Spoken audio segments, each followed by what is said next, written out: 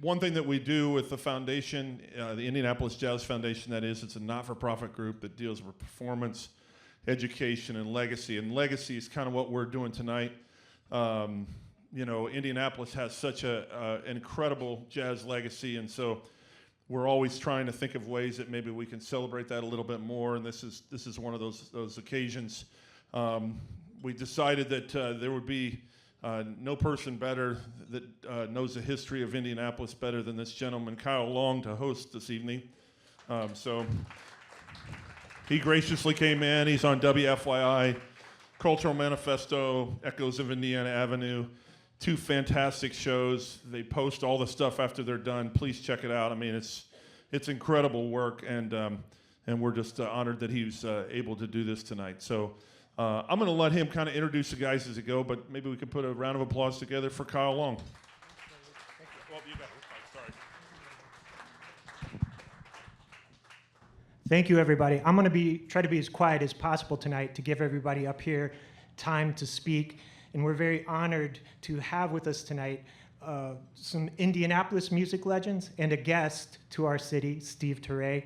And I'm going to focus my first few questions on Steve Turre and Phil Ranelin, both of whom had the opportunity to know JJ personally. And let's give a special round of applause to Phil, by the way. He's back in Indiana after spending many years on the West Coast, and we're lucky to have him here tonight.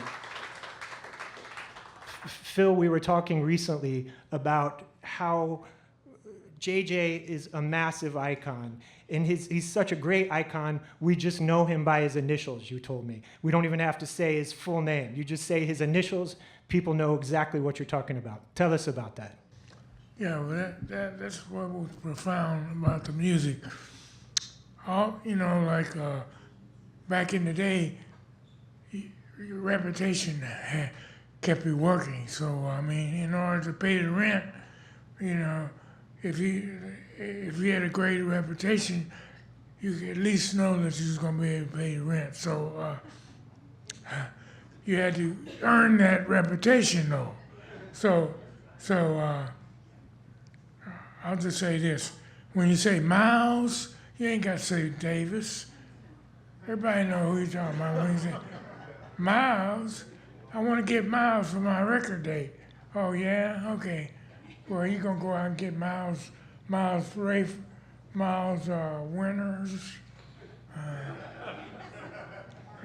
the local body shop guy. Oh, that guy. Oh, man, Miles? No, man. Dizzy. Oh, man. What, Freddie, and McCoy, and all those names. All you need is one name, and you know who they are. So JJ was no exception, you know, and he didn't get his initials until late. He was already playing before he became known as JJ. He was James Lewis. And so later on, matter of fact, JJ didn't start playing the trombone until he was 14 years old. Can you imagine that? Slide started when he was 3.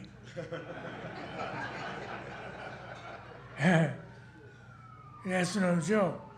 So, and there's another one.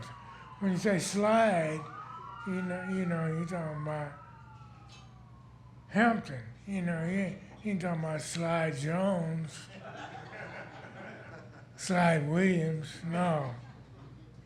So, yeah, your name carried you through your career.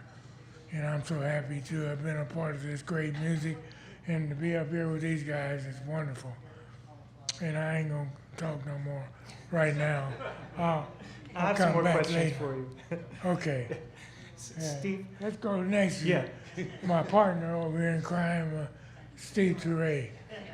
Steve, I read a review that was published in the Indianapolis Star of a concert you did here around 1999, and they quoted you in this review as saying you owed your life to JJ Johnson, which is a pretty huge thing to say. I don't know if they misquoted you, But obviously he was an enormous influence on you in your work. Oh, yeah. Tell me about how you first just encountered his music. I know you developed a relationship with him and performed with him, but tell me about hearing his music for the first time, what it meant to you.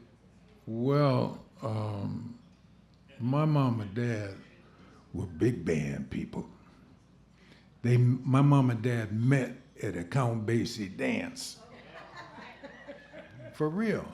So when I was coming up, I guess I was about 9 or 10, they started taking me.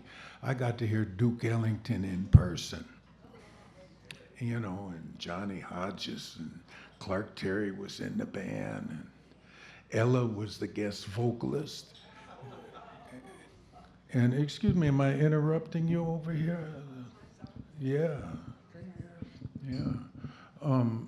Anyway, you know, it had a profound effect on me here in Ellington, and it made me, as a kid, just starting to play, made me want to play this music.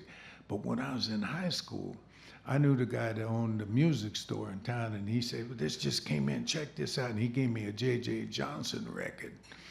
And I didn't even know you could play a trombone like that. That completely blew my mind. I said, man, I want to play like that, you know. So I started jumping into the music and trying to learn as much as I can about it. And it wasn't, you know, till probably in my late 20s or early 30s when I met JJ, you know. But JJ did for the trombone what Charlie Parker did for the saxophone. He set the level that we all aspire to. Ain't nobody come close to that. Not even close, you know. And so that still stands to this day. What was it like encountering him for the first time? I asked Phil about this, and I want him to share his thoughts. Phil told me it was like meeting God the first time he met JJ. Well, it was a little impromptu for me. And let him pass. I'm gonna let that go by, yeah. You know, I was in awe of JJ just from listening to the records. But I happened to be in Los Angeles playing with Chico Hamilton. And we had some days off. And this is before the Grammys blew up real big and was on TV and all that stuff. And they were having a Grammy ceremony. He said, hey, man, you want to go to the Grammys? I said, yeah. He said, you know, because you could just walk in and wasn't no big tickets and all that star-studded stuff, now red carpet and all that. It was just the Grammy. And JJ was living there writing music for movies at the time. And he took the gig. He was just playing in the band for the Grammys. So they took a break, and he was sitting over by the side smoking a cigarette, and I recognized him. So I went over and I said, are you JJ Johnson? He said, yeah. I said, oh, man, you're my hero. You know, I just told him, you know, I loved him. And we talked for a while and exchanged numbers. And so whenever I come to LA, I call him. And it took a while, but then as time went on, he got to know me and I got to know him. And we got to know each other. We called each other up and talk and stuff, but it wasn't... I'm not from here, so it was, you know, I'm from the West Coast. It's a different thing. I got a Latin background and all that. But it took a while. Then we got tight, and then I learned so much, not from taking a lesson, like, you know, with a book and like just going to see him play was a lesson if you're paying attention. Phil, do you want to say anything about meeting JJ for the first time? I know you discovered his music while you were a student at Arsenal Tech High School. You idolized him. You were both from the same hometown, Indianapolis. What was it like meeting him for the first time? Oh, well, that didn't come until years later. But my first experience with meeting JJ was hearing him play. And so I was a junior in high school. And the band room had a record player in there. And so for 2 semesters, I kept looking at this record that was laying up on the counter. And so one day I walked over, I said, man, we got to play this. and it was called Teapot. Oh, Lord, Teapot. That's And I a put killer. Teapot on. Oh, Lord have mercy. You mean to tell me, like you said, I said, you mean to tell me a trombone can sound like that? Oh, my God. I was playing marches and shit, you know. I hear you, bro. But, yeah, I didn't meet him until Junior Cook, the wonderful human being and saxophone player, introduced me to JJ and Slugs, you know, in a club in New York called Slugs. Right. He was all dapper, you know, of course, all the time. Oh, you know. Jay, he's always clean. Always dapper, Clean, you know. yeah, man. Clean, you know. Steve, So- you meant, were you continue, Phil? Proper, very proper. Oh, yeah. You know, like, I don't know when he become proper. I think what happened was his dad worked for the railroad as a we call it a waiter, and you know, waiting on people. And so he, you know, it's a very proper kind of upbringing that JJ had. So the kids on the block used to laugh at him. Oh, he sounded like a white boy.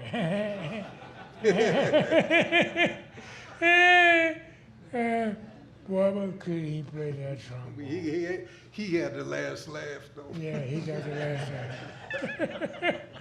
laugh. Yeah. Steve, you compared J.J. Johnson. You said he was the Charlie Parker of the trombone.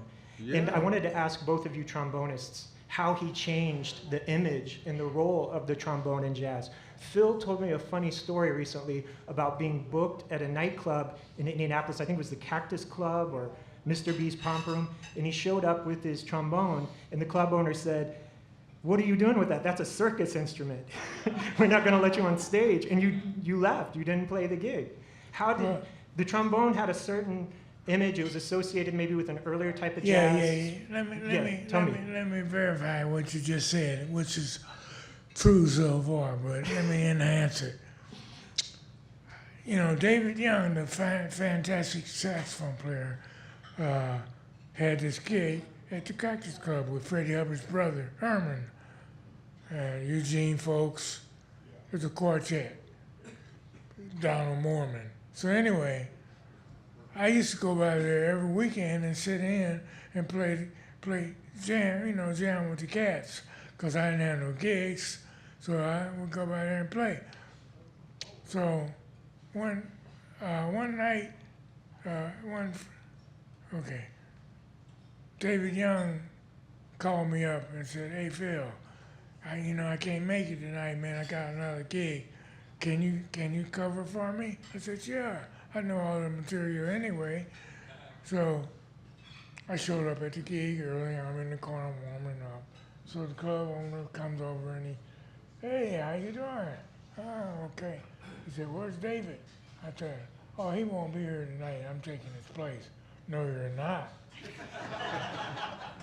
"Not in my club." Not my club. "Not in my club."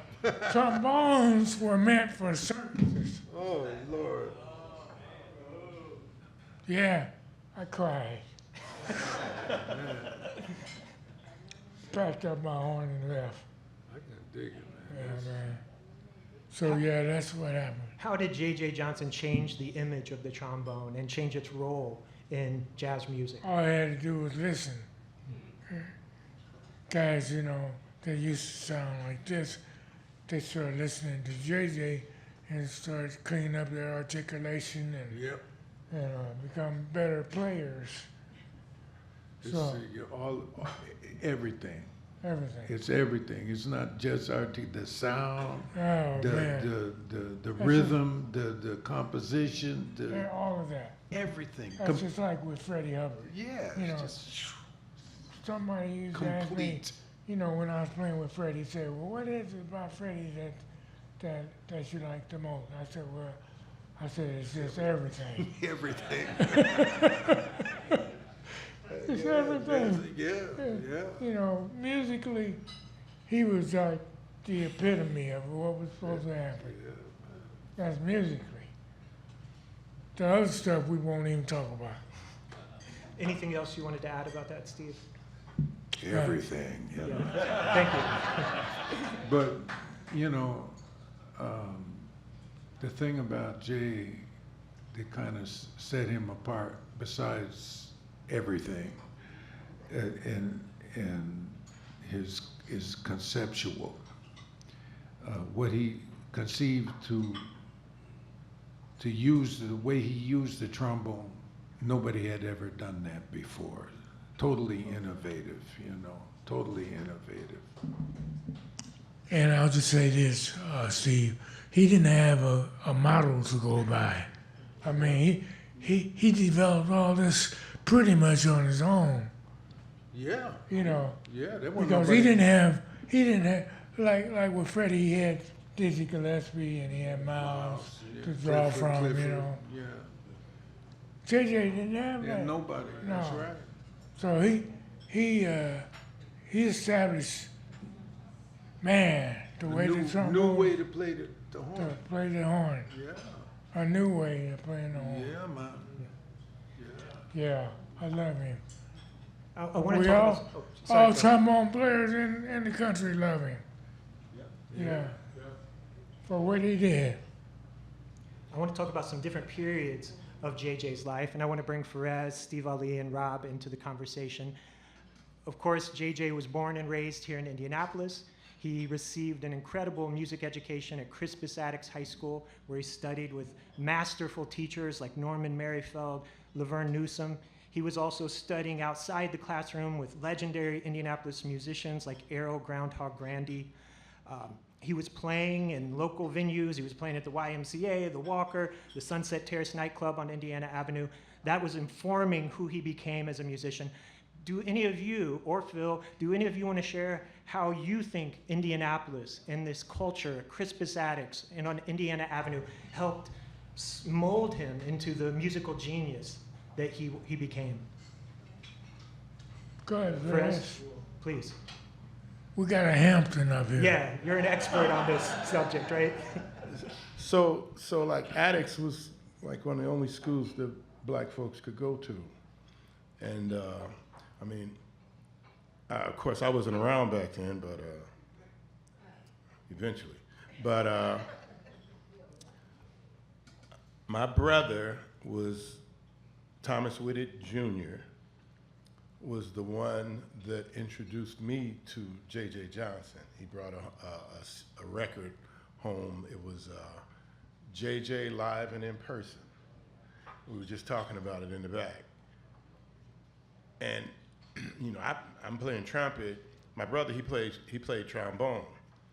But JJ was the first like trombone that I ever heard that played like a trumpet.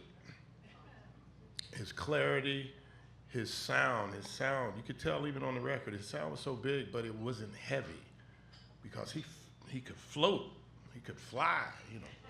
And he played the exact right note because you can't mess around on the trombone. You know, trumpet players can go half step here, you know, up, not the note, go half step up, you know, save yourself. But a half step on the trombone might be in Brazil out here. So he didn't waste anything. Very, one of the most efficient player I ever heard. And his sound, his clarity, his groove, his rhythm. So, and he could play the blues. You know, I mean, it was all one package. He could do it all. And he came up in a time when the trombone was not even recognized like that. And he made them pay attention. He made everybody pay attention to the trombone. And my brother, Tommy, he was the one that, you know, he brought that record home, but Tommy was the one that taught me how to play the trumpet. My brother Leo, who played the trumpet, he showed me the C major scale and told me to get lost after that. You know, that was it. But Tommy taught me how to play, you know, songs and you know, playing the band, taught me about having a good sound. And it wasn't like school. It was like, you know, a cool brother talking to you about music. And JJ was one of his major, and he was his main influence. Although Tommy never thought he could be an improviser, which was crazy too, but that's just who he So was. true, so true, so true. Perez, right? Let's give a hand for Perez. Pharez Whitted. one of the legends of Indianapolis' son. Pharez Whitted. I would say this. This is a little off for what Perez is saying, but I come up under Wes Montgomery too, you know. So now, here's something that's most of you out there don't know, because I didn't know it until about a week ago, that JJ Johnson and Wes Montgomery were like born 3 weeks apart, both in Indianapolis, Indiana. Do you know that they did not even know each other? It was incredible that those two great musicians from this little small town didn't even know each other. But that's mind-boggling. So I think what happened was it was one black school in Indianapolis. That was Alice. I don't know this for sure, but I believe, okay, we know JJ went to Alex. He is very profound and very studious, very, very proper, you know. And so Wes was like coming from the blues. I have a feeling that Wes must have dropped out of school, because there ain't no way in the world they could have went to school together and not have met. You got that right. Yeah. Them two geniuses, no way. So, sorry for interrupting, but I had to. Yeah, you're good. Rob, Steve Pharez. Another musician that JJ grew up with was Jimmy Coe. All three of you played with Jimmy Coe. Talk to me about, again, how the Indianapolis scene molded JJ. Any thoughts on that? Well, I was just thinking about a couple of things. What Steve Turre said about how JJ for the trombone was like Charlie Parker was for the saxophone, and then what Pharez said about how he played all the right notes, and I mean, I was just thinking about, you know, trombone players before JJ really weren't dealing with bebop, like you know, saxophone players and trumpet players, and JJ came up with a style of playing bebop that was so precise. I mean, with saxophone, like Pharez said, you can get away with playing some chromatics and half steps, and it kind of all fits. But when you hear a trombone play bebop, it's almost like they've taken like a lot of lessons with Barry Harris. It's like all the right notes in the right places at all the right times. It's like just, you know, and JJ, if you listen to his records, he's playing all the right guide tones and the right. I mean, I'm kind of talking about the science of the music, but it's just something that is pretty it's pretty amazing, and I think it speaks to the education, the strong education of music here in Indianapolis. You know, David Baker is a product of Indianapolis, and you know, I know that he was like similar mind, like-minded person of JJ. And you know, when I came to Indiana, I just didn't realize how much intellectual prowess was put into the thought of like creating the music. Because like when you're coming up in school, they're like, yeah, play jazz, you feel it, you know, learn the blues scale, play some scales, and then you come up to a place like this, and it's like, okay, this music is of the highest intellect order, right? Coupled with the highest emotional content. And that's what I think. That's what Indianapolis it speaks to in like producing somebody like Wes Montgomery, JJ Johnson, Freddie Hubbard. I mean, you get like, yeah, Phil Hampton. Pharez Whitted, Phil Ranelin, Jimmy Coe, right? Pookie Johnson. Let's go back to Jimmy Coe. Do you know that Jimmy Coe took Charlie Parker's place in the Jay McShann band? Some people know that. I mean, it's been published before. But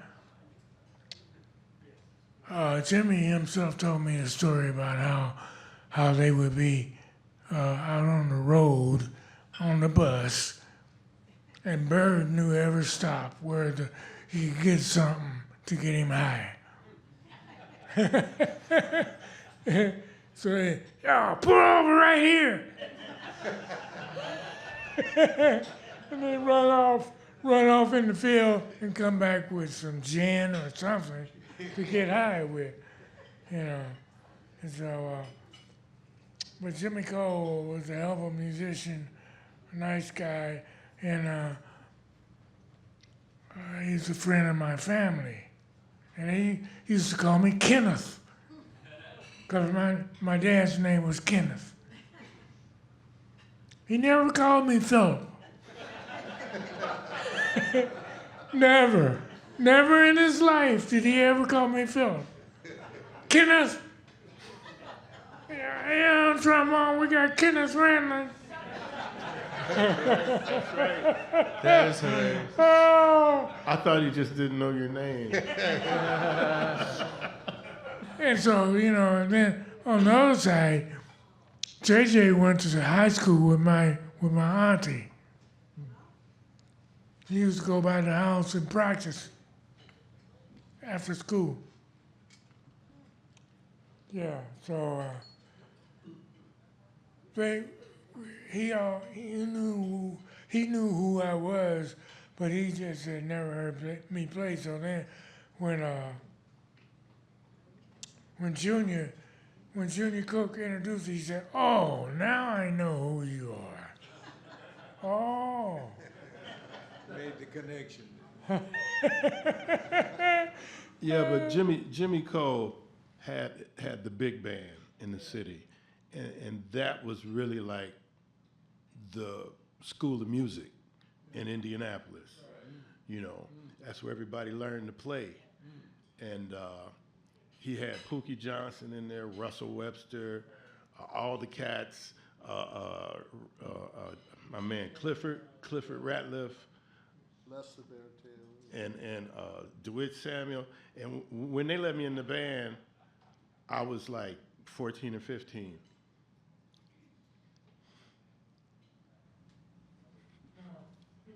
I had no business being there. I'm serious. I had no business being there, but they never kicked me out. Can you pause there just for a second? I'm going to say one thing about Indianapolis. We had more discipline than people in Detroit or Philly or any of those places, because the old guys would not let you up on the bandstand if you wasn't ready. They wouldn't allow, they didn't play that. In Detroit, they let anybody run up there. And that's okay, but in Indianapolis, it was a certain discipline that was known by all the younger guys coming up. Well, we didn't play that scale right, and so you had to be ready.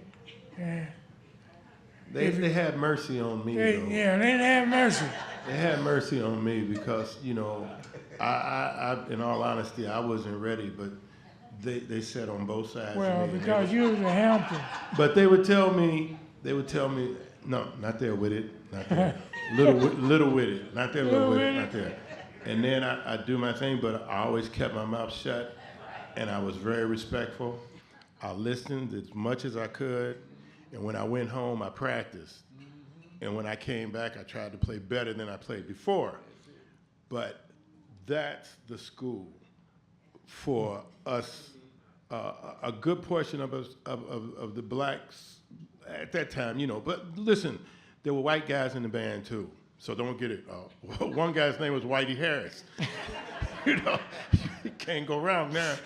But It was a family thing.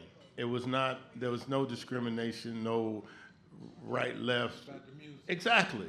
It was about like what the world's supposed to be about. It was everybody was together, everybody was cool, everybody was one. David back there, he slipped up in that band too. David Allee, owner of the club. I met David through there, and also on the basketball court too. But that's another story.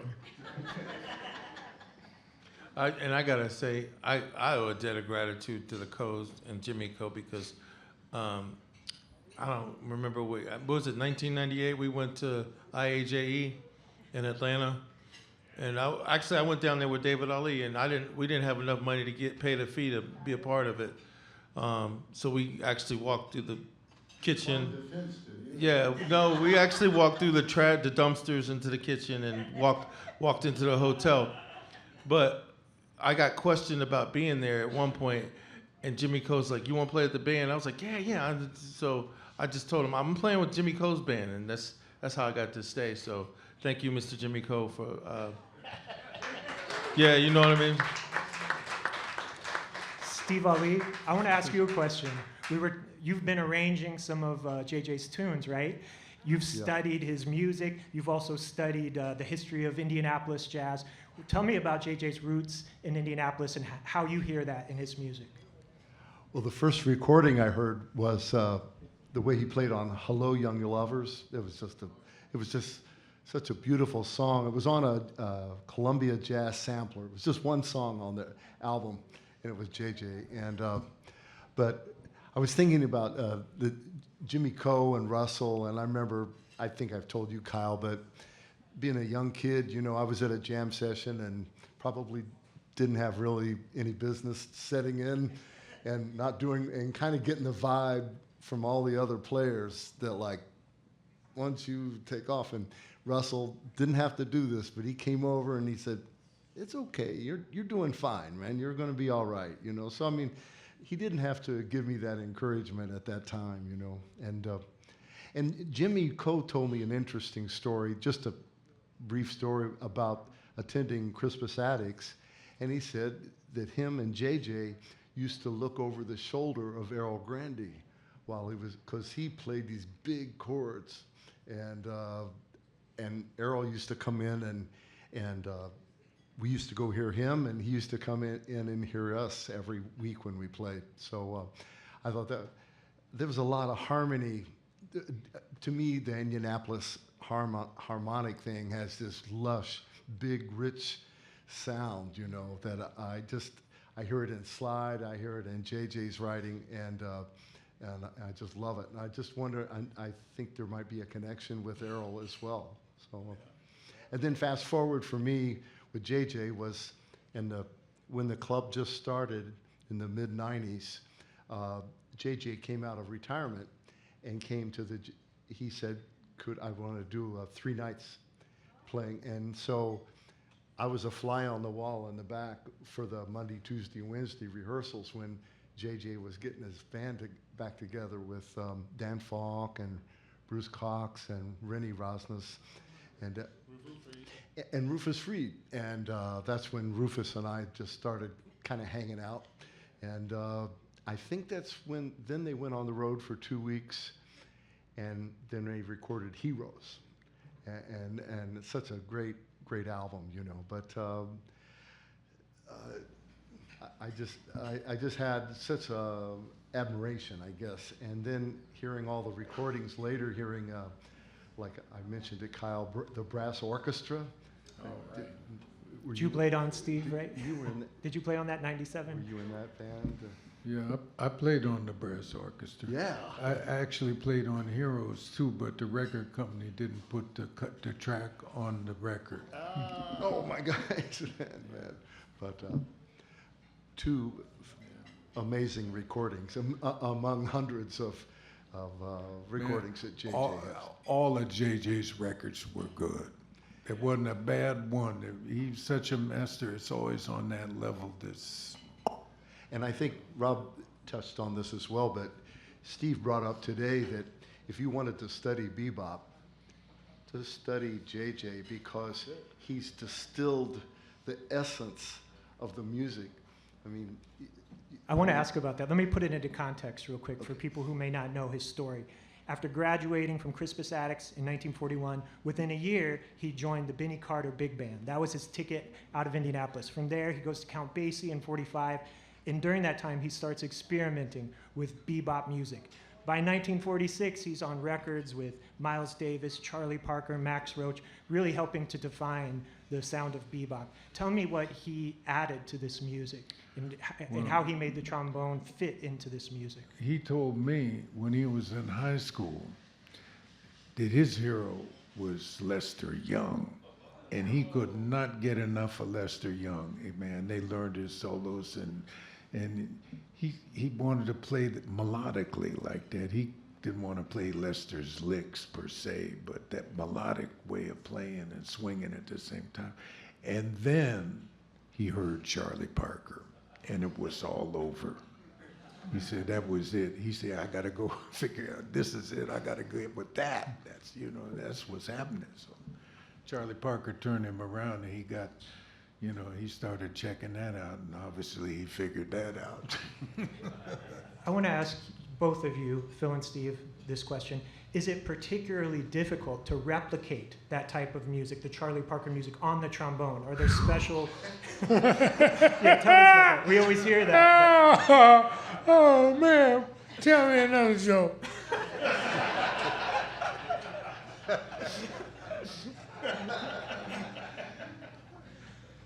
How difficult is it, Steve? Oh, man, you got to just slow it down. And for me, to make it flow, I had to figure out how to deal with the slide and the articulation in alternate positions so you don't look like you're breaking your arm. Because when you watch JJ play that stuff, it's so smooth. It's like he ain't no sweat, man. This ain't nothing. Boom. And then you watch other guys play, and even if they can play it, it's, it's like a big strain. But he figured out how to relax with the instrument and how to articulate it and use the instrument to its advantage, because you can get the same note in several different places. And you know what, Steve? He was so humble, man. My one and only experience in playing for him was over at his house, and he gave me one of his horns, and so I was playing it, and he said, "Well, Phil, how do you keep your chops up like that?" And I'm thinking, JJ Johnson asked me how I could keep my chops up. I said, man, he's JJ Johnson. And he was so, it was like... Man, listen here, you said the same shit to me. He told me the same thing. When I played here and he came down, and then after the say, he said, "Man, where'd you get those iron chops?" And man, I was hurting, Yeah, he was very humble. Oh, yeah, man. Yeah. Straight up, down to earth. Just like certain ball players, they have this ego. Yeah, with no ego. There was no ego with JJ. It's just like, just all giving, That's right, man. I think he had a thing about. And he just appreciated being who he was and what he could do. You wouldn't know about how he played because there was nothing wrong. There was no flaws in how he executed. He was like perfect every time he played. Yep. Anybody else want to comment on his contributions to bebop music? Well, If not, yeah, Steve, please. I'd like to relay a story. There's another, he's not from Indianapolis, but there's a great, great master trombonist named Julian Priester. Yeah. And I think Julian's due for one of those Jazz Master NEA awards. I'm telling you, he's way overdue for that. But he used to live in New York, of course, and he said one night he was playing at this place in Brooklyn called the Blue Coronet. Yeah. And he was in there, and JJ came in, and he said, boy, I could tell when he walked in the door, he had something on his mind. He said it was kind of fall like this, and he had on a turtleneck and shades, and he asked, could he play? And he said, you know, JJ always plays perfect, and it's improvisation, but it could have been a written composition. It's just so. He said that night JJ just played like free the way Charlie Parker played. He said it blew everybody's mind, and nobody wanted to play after him. Yeah, he said he had never heard that. Like it was like one of them moments, you know, those real moments. It's like, whew. It's deep. There's another aspect of JJ's work as a musician that I want to touch on this evening. Steve and Pharez, you both referred to him, his playing is perfect. And obviously he's an icon of the trombone. But his genius extended beyond the instrument. He was also an incredible composer and arranger. Absolutely. You know, around the late 50s, early 60s, he starts really devoting himself to composition. He got involved with the third stream movement, which sought to combine jazz and classical music, wrote some major pieces, poems for brass. He wrote an album for Dizzy Gillespie called Perceptions, which is sort of like Miles Davis and Gil Evans' sketches of Spain, and it was in a similar vein. He went on to compose for film and television in Hollywood and became a groundbreaking force in Hollywood, one of the first, along with Quincy Jones and maybe Oliver Nelson too, one of the first black men to really break into Hollywood, contributed to some major scores, including Shaft. He did some writing on Shaft and other big blaxploitation films of the era. Does anyone want to talk about JJ's role as a sort of a pioneer in the world of Hollywood, or his genius as a composer and arranger? Well, I won't speak long about it, but I'll just say this. There was a period, probably, I'm going to estimate 10 years, where he wasn't publicly playing the trombone. He was writing, and so, but he never lost his chops. He had play-along records, and he would go in the back and he'd play, you know, with play-along record. But it's amazing that when he came back to play in the late 80s, he hadn't lost a step. I'm gonna tell you a story about that. When he came back, he was popping high Fs, you know, and he never played high Fs before. Right. He was maybe once in a while the E flat, and I said, damn. He called me up one morning. He said, hey, Turre, listen to this, and he go on and put the horn, bap, bap, bap, and he hit these high Fs, and I said, damn, JJ, what happened, man?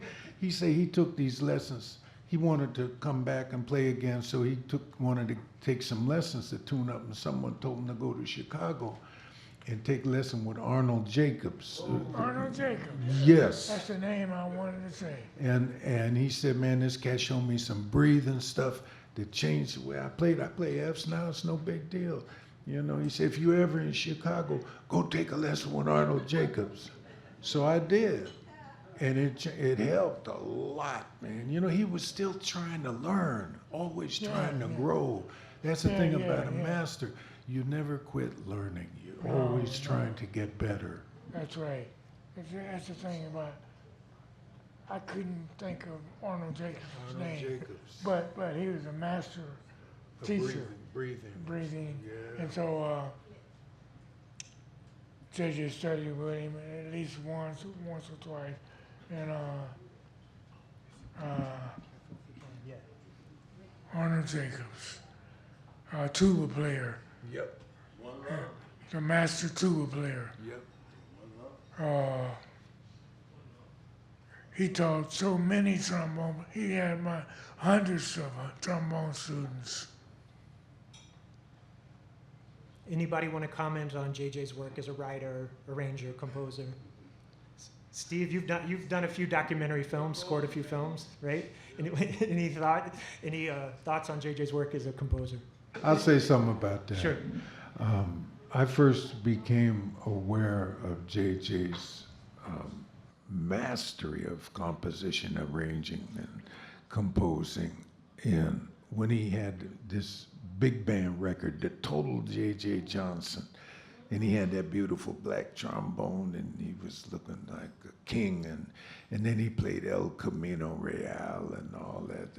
And then it came after that, the total J.J. Johnson. And he wrote all the music and played the solo. Man, it was perfection, perfection.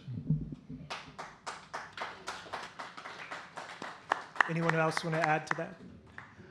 I just think whatever he touched was turned to gold. I just thought that he just had the epitome of the most beautiful sound with the most warm ideas, and like Phil said, he knew how to play the blues. But the writing was so, again, it seemed warm and lush to me. It had that. I think he probably wrote from the trombones up in the band. You know, I mean, he established a nice, beautiful bottom end of the chord, and then built it from there. But obviously, he had to know so much about so many different styles of music to be a film composer. I mean, Well, you have to draw he studied piano, and before he played the trombone, for the 3 years he did piano, so he was able to encompass all that was in his heart, in his body, and his soul, and it came out through the trombone. It never happened again. Just like my buddy Freddie Hubbard, it never happened like another trumpet player never come along like that. Another trombone player, nobody would come on. That's it. There, you know. So anyway. The trombone is such a challenging instrument, all right? And one of the things about trombone players, they are very humble, because the instrument does that too. They're very humble, and they have the biggest ears in the band, and they are very melodic. And to be a great writer, you've got to understand melody. And JJ understood melody, just like so many, like Slide, so many of the greats that play trombone end up being really great writers because they can hear. And they're not selfish like trumpet players. I'm serious. I play trumpet, but that's just the way it is, because we get all the melodies and all the high notes. We never have to harmonize. Trombone players are always playing harmony, and they hear it all the time. They always hear what's going on around the melody. And that's one of the reasons they're great writers, and usually really good people too, because they're always there at the rehearsals, helping the band director set up, tear down, do this, do that. That's just the instrument. You got to have that kind of soul to play trombone. Love. And I got a lot of love and respect for him. A lot of love and respect. Before we run out of time, Steve Turre, I did want to ask you about working with JJ in the studio and what that experience was like. As you mentioned, you performed on 2 of his albums, and I believe he performed on your 1997 album as well, correct, JJ? The one that was never released? Well, let's just talk about what JJ was like in the studio, and what did that mean to you to contribute to his music? It was humbling. Yeah. You know, but JJ had this focus, this, it's like you could see the smoke coming out his ears, you know, man. He walked in the room and everybody would kind of snap to attention, you know. He had this vibe that it commanded the moment in the air, you know. And even before he played a note, it was deep, you know. And I'd like to acknowledge JJ's wife, the wonderful Carolyn Johnson is here. Carolyn's at you? Right there, Carolyn.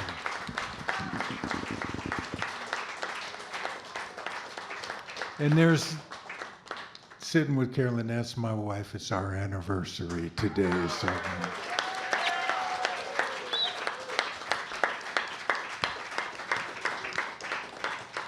I was cut it when Steve, we were doing a rehearsal earlier. I reminded Steve, I was like, you know, when you played here, JJ Johnson introduced you and said, "This is the next guy." He's like, I'm gonna retire, and Steve Turre is the next guy. And I want him to tell that story because it's funny. Because then he sat right in front and looked Man, at him as he played. Do I Tell the gotta? story. You gotta tell the story. You gotta tell the story. Do I gotta? No, man, I was scared to death, man. Not really, but yeah. You know, it's like, because we were sitting up there talking over there by the window. And, you know, it was cool. The place was jumping. And then we were just talking. I forgot about what time it was. And David come over and say, hey, Steve, it's time to play. You go back in the dressing room and I'll bring you up. So he go up and he says a few words, and then he said, well, I'm gonna bring someone up to introduce Steve. And then JJ comes up here and he said this stuff, and he said, okay, you got it. And then he sit right there, and he go like this. And man, by the first 8 bars, man, I was sweating bullets. And then I get into my flow. Once I got into my flow, I was okay. But for a minute there, boy, my heart was, I said, man, you know, because that's my, he was my role model until at a certain point, I found my own voice, you know. And JJ told me the reason he liked me is because I did not sound like him. He said, you don't sound like, I like you because you don't sound like me, you know. And, you know, that meant a lot to me, you know. But, man, he sat right there. Was that terrifying for you as a musician? How did that feel? Not terrifying, but just humbling to the point of not knowing, like, oh, damn, what am I doing here, you know, man. But I just went for it. That's what I do. I don't care. I go for it. And I just go for it. And things happen, you know. Before we run out of time, I want to give everybody a chance to share final thoughts. We're here celebrating the 100th anniversary of JJ Johnson's birthday and his legacy in jazz music. Just any final thoughts you want to share on that? Phil, do you want to start? Steve? Well, I'd like to say, if Carolyn, do you want to say anything? Please. Well, you know, I want to tell you guys a story about JJ. JJ loved his dinner. You could put cornbread with it. He called it a throwdown dinner. So one day he said, my dear, if you can get over the stove, over this hot stove and cook me a throwdown dinner, at least me, the recipient, can rinse the dishes and put them in the dishwasher. I said, oh, babe, that is so nice of you. But every night, JJ would not put every dish in the dishwasher. So one night I said, JJ, why can't you put everything in the dishwasher? He says, listen, you have never, don't you ever ask an adult why did they do something. Evidently they didn't want to. I said, okay. Never asked him again.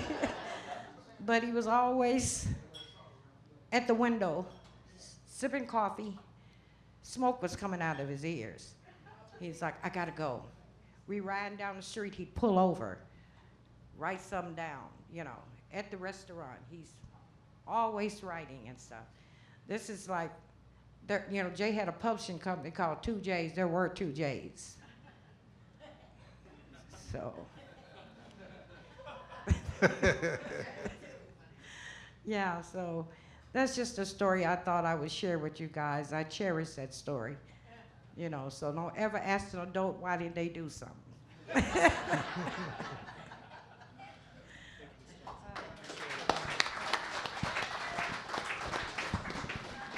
Anyone else want to share final thoughts? Rob? I just want to say, if you haven't got a ticket for tomorrow night, you got to come see this music. Steve Turre has a great book of JJ tunes, and we had an awesome rehearsal, and it's going to be some fantastic music. So it's a concert you don't want to miss, and you get to hear Steve Turre play the music of JJ Johnson, along with Pharez Whitted, Steve Allee, myself, and Kenny Phelps and Nick Tucker. So please consider coming out tomorrow. All right. Anyone else want to share a final thought? Pharez, Steve, Pharez?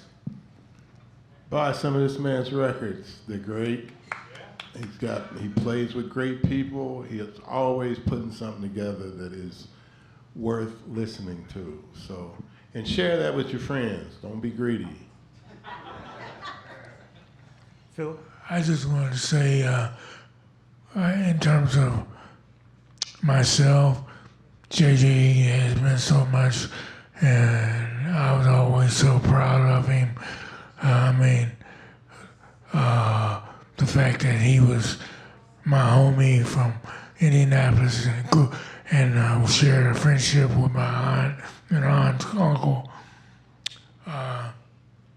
I'm so happy to have been a part of his life, even though it wasn't acknowledged that much. I love him, miss that sound, but we got the records.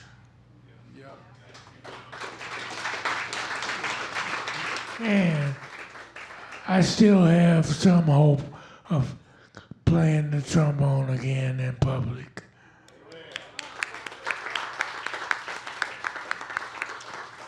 As who was that? Theodonius Monk's grandmother said, "We see." Briefly, Monk was being interviewed by somebody, and they asked him about this song "We See," and so he said, "Well, you know, my mama wrote that because what happened was, when I was about 5 years old, I used to say, hey, Mama, can we go to the show today? We see. Hey, Mama, can I have some candy? We see. Can I have a nickel? We see." She said everything he would ask her, she said, "We see." So he had to write a song. We see. Before we go, I want to thank David Allee and the Jazz Kitchen for making this possible tonight. Thank you to Ms. Johnson for being here. Phil Ranelin, Steve Turre, Pharez Whitted, Steve Allee, Rob Dixon, thank you guys so much for being here. Appreciate it.